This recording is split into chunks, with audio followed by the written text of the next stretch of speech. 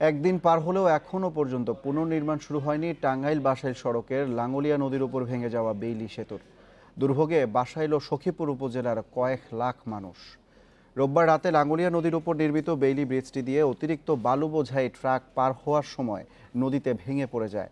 এই ঘটনার পর থেকে টাঙ্গাইল জেলা শহরের সাথে বাসাইল ও সখীপুর উপজেলার সরাসরি যোগাযোগ বন্ধ হয়ে যায়। সারাদিন চেষ্টার পর সোমবার রাতে উদ্ধার করা হয় নদীতে পড়ে যাওয়া ট্রাকটি।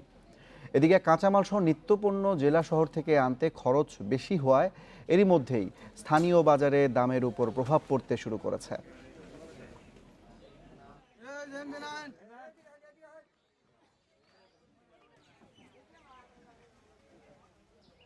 বর্ষার মধ্যে ৩-৪ বার এই ব্রিজটা নষ্ট হইলো। আমাকে মাল এই টাঙ্গাইল থেকে আনতে 3 বার খরচ করার নাকি। আজকে 2 দিন পার হয়ে গেল, ব্রিজ এখনো কোনো ঠিক করে না। আমাদের সাধারণ লোকের অনেক দুর্ভোগ হচ্ছে। অ্যাম্বুলেন্স আসতেছে না, আমাদের যাত্রীদের কত ভয়াবহ দুর্গতি। বাসাইল সখীপুরের মানুষ যদি ইমার্জেন্সি ভাবে করে রুগী আসে টাঙ্গাইল, তাও আসতেছে না, কর্তৃপক্ষ কোনো উদ্যোগ নিতেছে না। এ বিষয়ে আরো জানাতে টাঙ্গাইল থেকে আমাদের সাথে সরাসরি যুক্ত হয়েছেন সহকর্মী মামুনুর রহমান। মামুন, একদিন পার হয়ে 2 দিন হতে চলল, এখন পর্যন্ত কি অবস্থা সেখানে? সেতুর নির্মাণ কাজ কতদূর আগালো?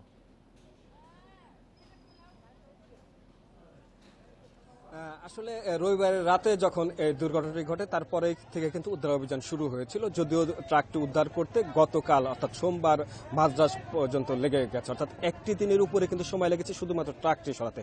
আমি যদি আমাদের দর্শকদেরকে দেখাই, এখন আমি দাঁড়িয়ে আছি ঠিক ব্রিজটির পাশে, যে জায়গাটা ব্রিজ দাঁড়িয়ে আছে, দেখা যাচ্ছে যে ব্রিজটি যে অবস্থায় পড়েছিল সে অবস্থায় রয়েছে। শুধুমাত্র পাশে উদ্ধার করা ট্রাকটি ঠিক তার পাশেই রয়েছে। এই ব্রিজ কবে কি নাগাদ উদ্ধার হবে এই বিষয়ে কিন্তু আমরা নানা রকম তথ্য পেতে শুরু করেছি। এখানকার স্থানীয় যে উপজেলা চেয়ারম্যান আছে তিনি যেমনটি আমাদেরকে বলেছেন যে 2 দিনের ভিতরে এই ব্রিজটি নির্মাণ কাজ শুরু হবে, কিন্তু তার কোনো দৃশ্যমান বিষয় কিন্তু আমরা দেখতে পাচ্ছি না। স্থানীয়দের মাঝে কিন্তু ভীষণ ক্ষোভ রয়েছে, কারণ এই ব্রিজটি ইতিপূর্বে 2 থেকে 3 বার ভেঙেছিল এই বর্ষার ভিতরে। এবং তারা যারা অভিযোগ করেছে যে এই যখন এটা নির্মাণ করা হয়েছিল নির্মাণ ত্রুটির কারণে এবং দায়িত্বশীল যেসব কর্তৃপক্ষ রয়েছে অর্থাৎ সড়ক এবং ঠিকাদার, তারা কেউই দায়িত্বশীল আচরণ করেনি। বিশেষ করে যেসব যানবাহন ভারী যানবাহন চলাচল করে তারাও দায়িত্ব নেয়নি, অর্থাৎ কোনো পক্ষই দায়িত্ব পালন না করার কারণে এই দুর্ঘটনাটি ঘটে। যে কারণে কিন্তু বাসাইল এবং সখীপুর 2টি উপজেলার কয়েক লক্ষ মানুষ কিন্তু রবিবার দিন থেকে দুর্ভোগ পোহাচ্ছে।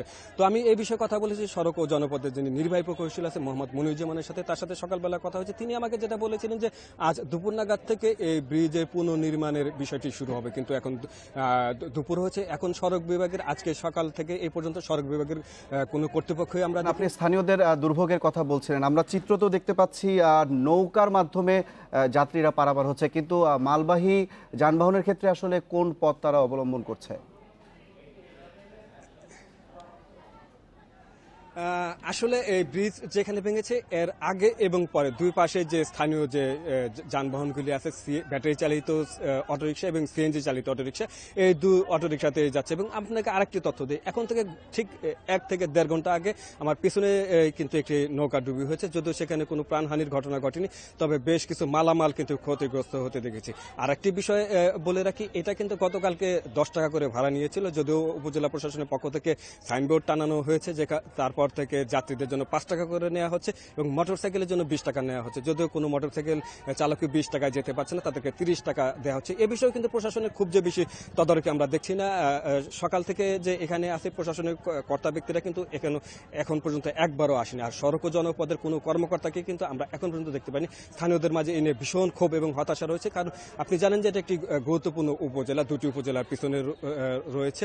এই রাস্তার নির্মাণও ধীরগতি ছিল, আর এই ব্রিজ নিয়ে প্রথম থেকে তাদের আপত্তি ছিল, যার ফলাফল তারা এই বর্ষার ভিতরে 3য় দফার মতো এবারে যেটা ভাঙন হয়ে অর্থাৎ বৃষ্টি ধ্বংস হয়েছে, একদম নদীতে চলে গেছে। এটা কিন্তু 3য়বার। এর আগেও কিন্তু 2 বার ছোট ছোট দুর্ঘটনা ঘটেছিল, তখন কিন্তু সেটা পুনর্নির্মাণ করা হয়েছিল। কিন্তু এবারকার পুনর্নির্মাণ তবে অবস্থার দৃশ্যে মনে হচ্ছে বেশ সময় লাগবে, অর্থাৎ এই অঞ্চলের এই 2টি উপজেলা মানুষের দীর্ঘদিন ভোগান্তি হবে বলে মনে হচ্ছে, এমনটি কিন্তু স্থানীয়রা বলছে। এই হচ্ছে টাঙ্গাইলের বাসাইলের লাঙ্গলিয়া নদীতে ব্রিজ ধসে যাওয়ার সর্বশেষ তথ্য।